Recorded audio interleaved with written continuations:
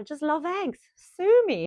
Hello, lovely people, and welcome to the Almita Made channel. I was about to say Almita Made show, like it's a talk show. Well, it is. It's just me chatting. But yes, the Almita Made channel. Welcome for the first time. If you're new here, welcome back. If you're a lovely subscriber, thank you so much. My name is Alma, and I'm here to chat about all things making, mainly sewing and knitting. And today I have my autumn 2025 plans.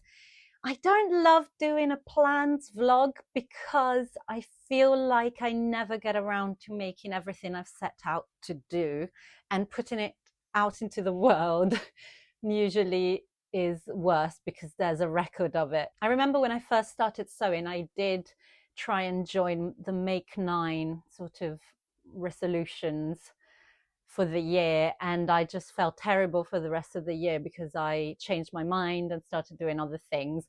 But a seasonal one doesn't feel as heavy, let's say, and I do actually love watching these kinds of vlogs to get ideas of what I want to sew next. So hopefully this will inspire some of you, even if I don't end up making everything that I talk about today.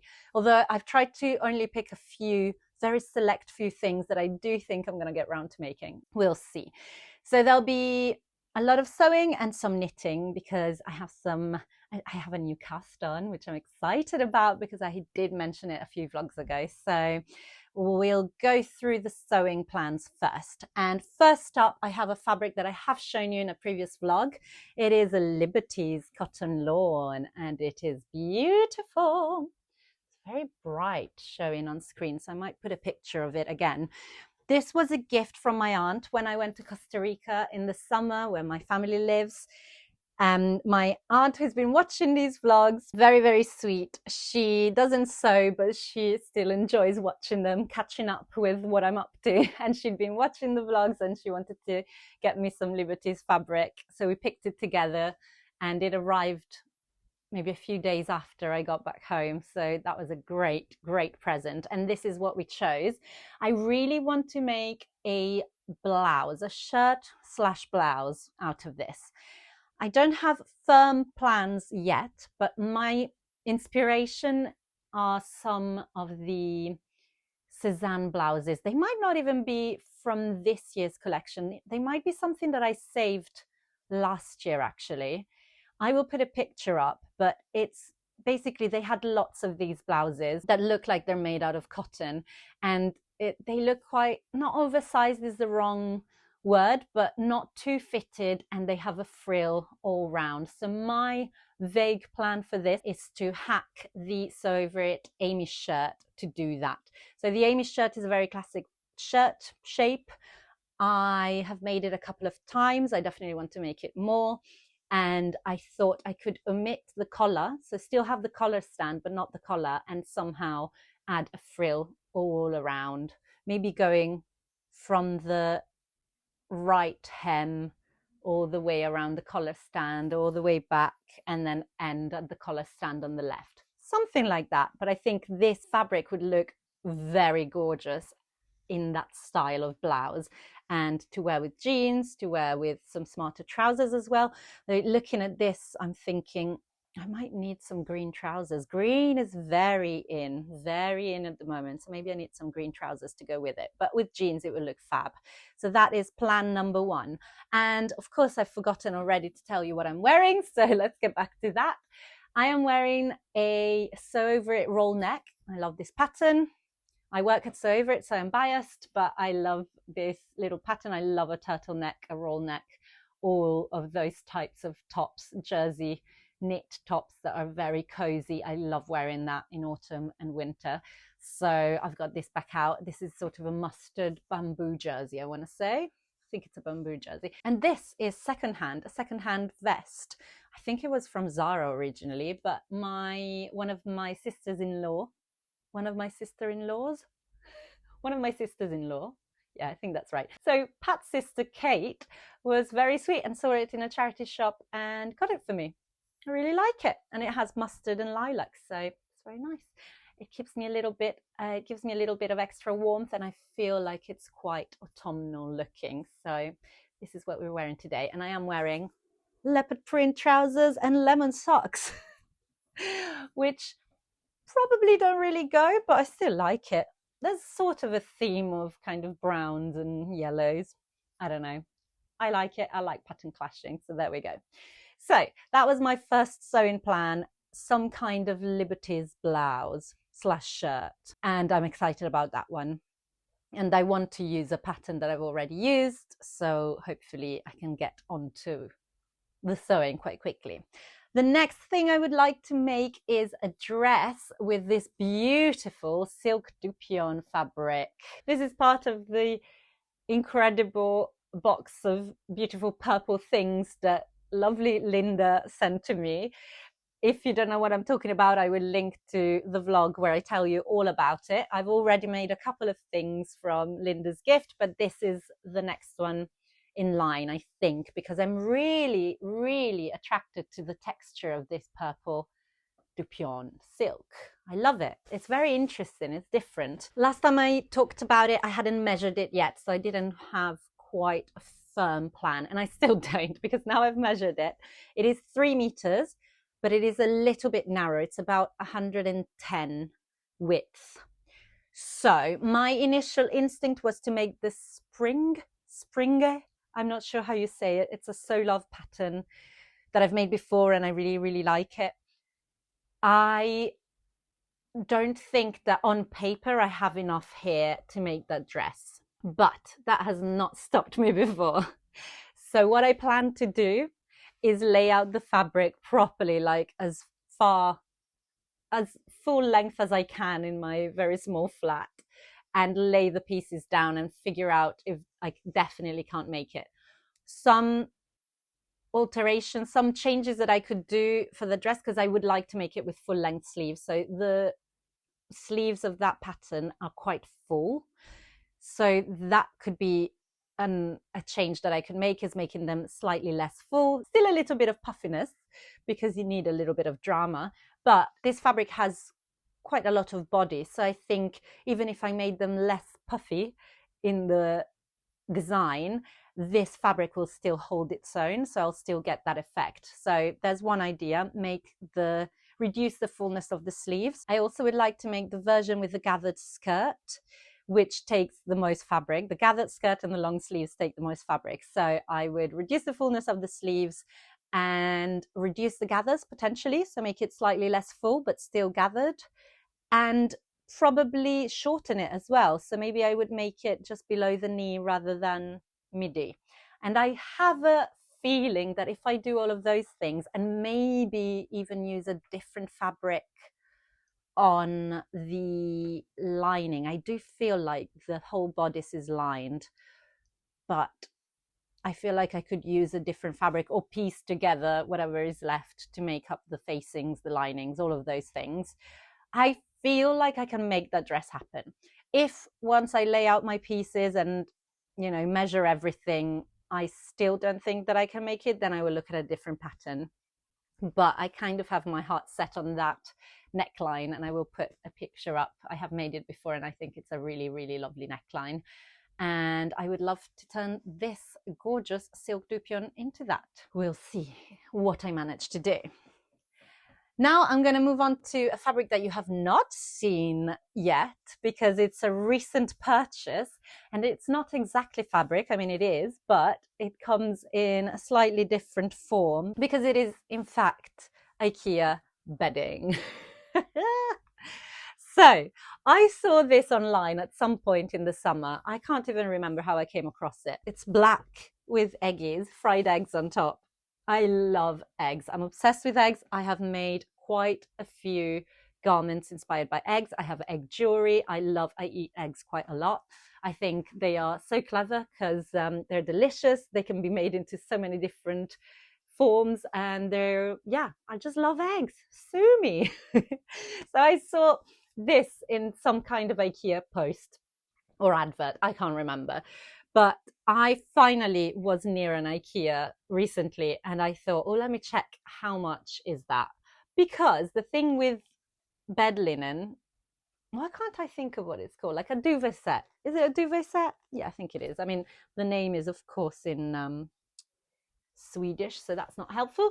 But amazing thing about it is that you get a lot of fabric, probably for a much better price than you would if you were buying the same amount of fabric, if that makes sense. So this set, which is 2 meters by 2 meters for the duvet cover, and then there's 2 pillowcases as well. This set was about 20 quid. There is no way that I can buy 4 meters of fabric for £20, 4 meters plus, because that's just one side. I'm hoping that I think I checked in the shop actually, the print is on both sides, so the over and the underside. There's a lot to be done with that. And my instant idea from the second I saw this set was that I want to make pajamas. And it makes sense, bed linen into pajamas. It's like a transformation challenge that is waiting to happen. And some eggy pajamas, that's what I want to make out of this. Now, one pattern that comes to mind straight away is the Caroline pajamas. Caroline pajamas from Closet Core. I don't have that pattern, but I've heard great things. I've seen very, very lovely versions out there. They are properly classic, you know, a button up pajama top. There's piping involved if you want it to be. I don't know that I would do piping with this. Maybe if I could find the right yellow, but I feel like that would be quite hard, the right yellow for the yoke. I could do white, but I don't know. I don't feel like my life can accommodate white piping. But let me open this, because I haven't pre-washed it yet. But I can tell you that the contents, yeah, this is really good. So it's 54% cotton and 46% viscose. I feel like that's a really cool mix of fibers. I cannot open this. Come on. What is it stuck with? It's the strongest cardboard I've ever seen. Okay, I'm gonna have to shimmy it.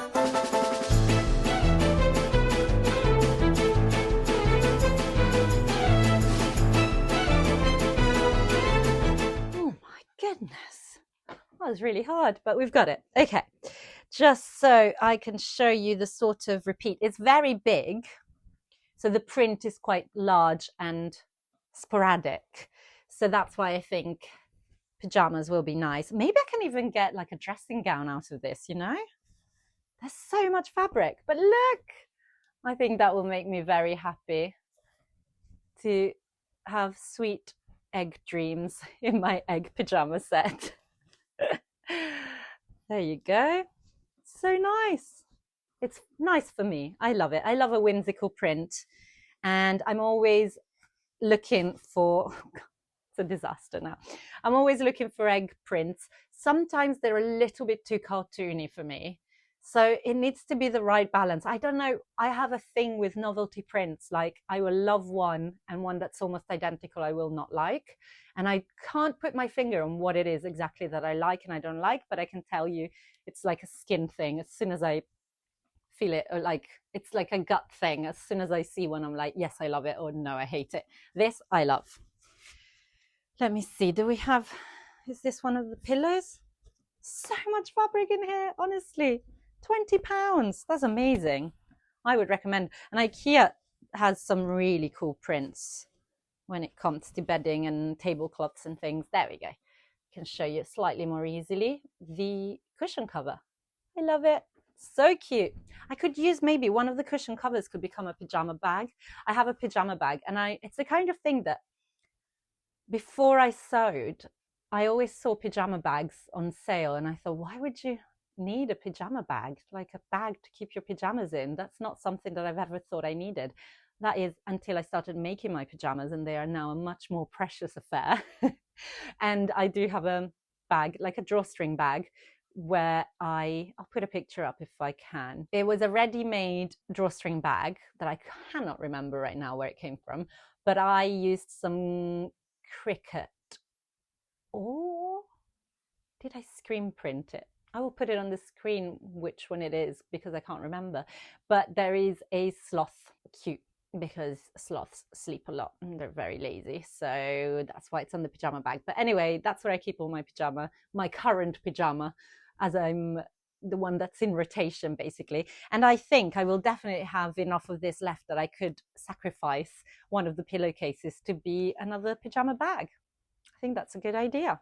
I just need to add some drawstring up here, and then it's done. think I will definitely do that. I like that. So this is my sort of loungewear, sleepwear, that's the word. I don't know what to do with all of this now, but it will go in the wash. Absolute chaos. Right, so that is the plan for some nice pajamas. I do have quite a few handmade pajamas. I think for winter I have maybe 4 pairs, but you know, you use them all the time, so the more the merrier, really.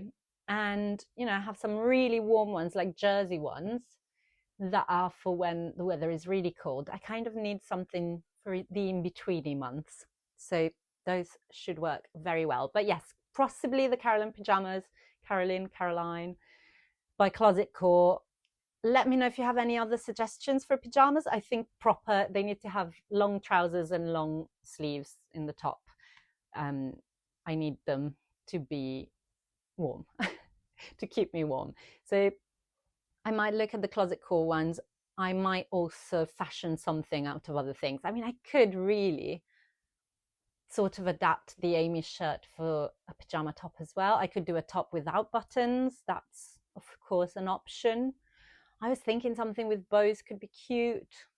I don't know. Send me your pajamas ideas. What's your favorite pajama, woven pajama sewing pattern? Let me know in the comments. I would love to get some suggestions. I feel like I don't know enough. I have made the Luna pajamas from Sew Over It. I really like those, but I have them in like a black background cotton.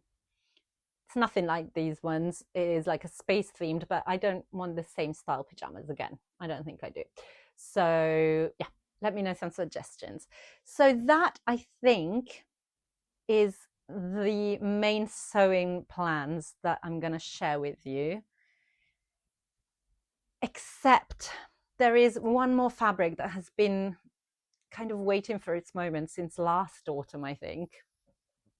I'm going to share it, but this is very likely that I won't get around to making it. So I feel bad. But it's a very sensible plan of making some black jeans. I've got this Fabric Godmother black denim. I mean, not much to see, but it's very nice quality. I've got, I think, probably 2.5 meters. I've got it written down on Stash Hub on the app, but I can't remember. And it looks so good, but this is why it's been in a bag in a naughty corner. It came with a care guide, which instantly put me off. So I usually, when I get a new fabric, I wash it straight away and then it's ready to go for whenever the mood strikes.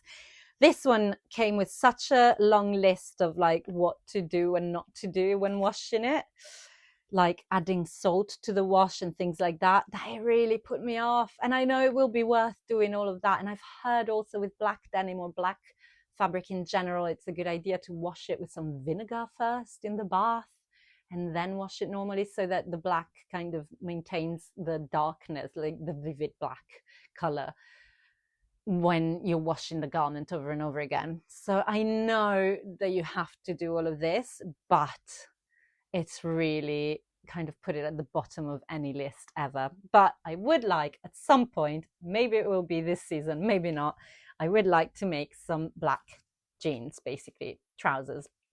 And I have recently bought the Falconer pants by Helen's Closet. I keep seeing versions that are really cool. And I do think that a black pair of those with a barrel leg, that's the version that I'm really into. I think that would be a great addition to my wardrobe. And I think this fabric would be perfect for it. And I think I just need to do it. Stop being lazy and do it. But you know, once you like already working on a pair of trousers means I need to do some adjustments. I'm going to have to do maybe a quick and dirty toile. And on top of that, I can't even get going with the fabric straight away because I have to treat it like something special straight away. I'm not loving that. But I know that when I get around to doing it, it will be absolutely worth it. So there we go.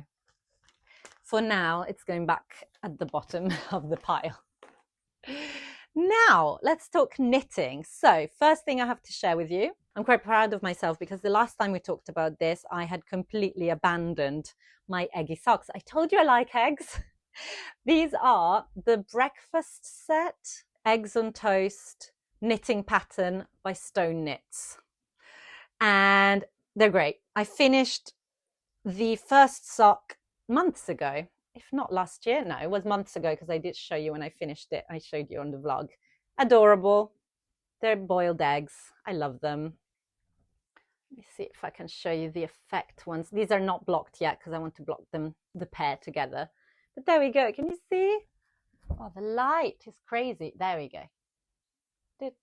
Sorry, I've had to put more lights up because obviously the weather is getting darker and darker. But so it means it means that then for showing things up to the camera, it's a bit weird. But there you go. You can tell it's eggies. So I finished the first one months ago, and then I think I cast on the second and then never looked at it again. I think I did the ribbing and nothing again. But I have now finished the first repeat of the color work on the second sock. So I'm proud of myself, proud for not abandoning the whole project. So there we go. I've got the ribbing. These are cuff down socks, knitted socks. And I will hopefully finish them before spring. I'm setting the bar so low. No, I would like to finish them this season because I'm really looking forward to wearing them. Also wearing them together with my pajama, eggy pajama, that could be cute. Let's see. I mean, that's a cute set. And it's the wrong colors, but why not? Because I don't know how well these are going to fit. Like currently the one that I finished fits okay, but I don't know. After blocking, my experience sadly has been that socks spread. So if they're not tight enough to wear out and about with shoes, then they will be house socks, in which case they will be the perfect companion to my eggy pajamas. So there we go. Proud of this one for not giving up on the eggy socks. Very happy with that. And they are kept in one of my field bags, project bags, Grainline Studio pattern. I have a whole vlog about it. You can find out more on that little bag, which I would definitely recommend. And then I have the second field bag of my collection, the cow print one, which I also have a vlog about. This one is housing a brand new project, brand new cast on. Well, actually, I haven't even cast it on. Casted it on? Not cast it on. I haven't cast it on yet. That sounds weird. But I have done a gauge swatch. So I mentioned this in passing. I mentioned this at some point in a vlog that I bought this, well, Pat bought me this amazing, amazing yarn called Pure Tweed. And I'll put a picture of the skein up on the screen. He bought me this for my birthday. It's from an amazing shop. The shop is called Yarn by the Water, is in West London. And the lovely Carmen who runs the shop had just used the yarn that I was looking at. She'd just used it to make the Pets and Vests by Lotta Löfgren. I'm going to try and say it that way. I'm not sure. I'd not heard of this pattern before, but I got all the details. I was like, yeah, well, I'm just going to copy you. I'm going to make the same. But then at the same time, I'd ordered what you call a runner, I think, which is something that you hold together with your wool yarn or with your main yarn to add a little something. And this is it. I bought it without really knowing what exactly I wanted to do with it, but I knew that I wanted to hold it together with something to make something sparkly. And I had the maybe wrong idea for some of you watching, but I thought, oh, I wonder what it would look like combined with this really rustic pure tweed yarn. And I did a swatch. I decided to do a gauge swatch at the same time as trying to see if this silver held together with the pure tweed would work. And again, it might not be for everyone, but I am obsessed. I'm sorry, that's fantastic. How it sparkles. Just imagine it. So I'm making the Pets and Vests. I'm going to cast it on using both yarns. It's fabulous. That makes me happy. And this is blocked already. And I really thought, oh, maybe the silver will make everything too stiff. It's not. It's got a beautiful amount of drape for my liking. It's soft. And it's a vest anyway, so I'll always wear it on top of other things. So it's not going to be scratchy, which I also worried about the silver. But I'm obsessed with the fabric it's created. I think that's beautiful and so shiny. It catches the light so much. And yeah, I'm obsessed. So I will definitely very, very soon be casting on the Petson vest. It looks a little bit beyond me, maybe not beyond me, but it's definitely, I read through the instructions and I was like, okay, I'm going to have to look up a few things. I'm going to have to learn things, but that's exciting to me. And I feel like a new season is the right time to learn a few more things. But it has, for example, afterthought buttonholes, which I thought that's probably a good thing for me not to try and do super complicated buttonholes. These you make at the end once you've chosen your buttons, so I don't have to make any decisions from the get-go, you know. And I could even maybe not do buttons, but I think I want to because I like the look of it. But you know, if I suddenly feel like it's too complicated, I could just leave it as a little open vest. But I will try my best. And then it also has afterthought pockets. I would like to add one little pocket, but again, it's an afterthought one. So I will knit my vest, and if I try and do the pocket and I can't make it work, I just don't do the pocket, and that will be fine. So I like these elements, that it means that I could push myself, but also if it becomes too complicated, it's not the end of the world. I will still have a garment and it will be sparkly. I'm obsessed with this. And I think it will be so nice to have it. Hopefully it won't take me loads of time. It's quite a small garment and I'm making the smallest size. I'm going to go for negative E's instead of positive E's as recommended, because I like everything with negative E's. This is a little bit too loose for my liking, and I already took it in from when it came to from the charity shop. But yeah, I like negative E's in things, and so I'm making the smallest size. I don't think it's going to take me too long to knit. I would love to have it ready for festive season, because I think a sparkly little black vest will add some absolute joy to my festive wardrobe. I love that idea. But you know, if I don't finish it in time, I will accept it and it will be okay. But I'm very excited to start working on this project, and I have my eggy socks to finish as well, and potentially I might make another hat. I shared my hipster beanie that I made in purple spindrift Shetland wool held together with mohair. I made that and I've been wearing it every single day since I finished it. So I think I want to make another one in a different color to coordinate with different outfits. I have some pink yarn that potentially might become one, and that took me a matter of days, less than a week. So I can see that happening this season as well. And then I would love to have, I think, maybe it will be a winter plans video rather than an autumn plans, but at some point I would like to get around to knitting something that is all mohair, either with some mohair that I bought, kid silk, drops kid silk, or some Rowan mohair and silk that I got in the magical box of purple things. But yes, I think I've been quite careful not to share too much, because I have 1,000 ideas in my head. Of course I do. All I do is absorb inspiration from around me. So my list of things that I want to make is quite long. But for this vlog, I kind of looked at it all, whittled it down to things that I think I actually will make in the near future. So fingers crossed you can come along on that journey and see what I get to finish in the next few months.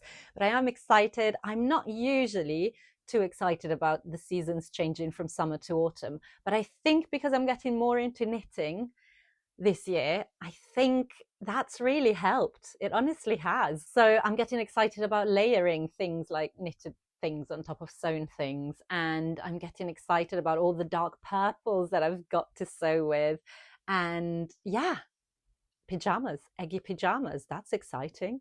So I would love to know what's next on your list. What's your first, or maybe you started weeks ago, but what's on your autumn sewing plans or knitting plans? Let me know so I can add more things to my list. Thank you so much for watching. If you enjoyed this vlog, please do give it a thumbs up. Subscribe to my channel if you haven't already. Consider buying me a coffee. The link is below. If you can, that would be lovely. If you're new here, I hope you enjoyed this and you might go back and look at some other vlogs. I have quite a few now under my belt. I did one recently that I really loved doing, all about a fashion exhibition at the Victoria and Albert Museum in London.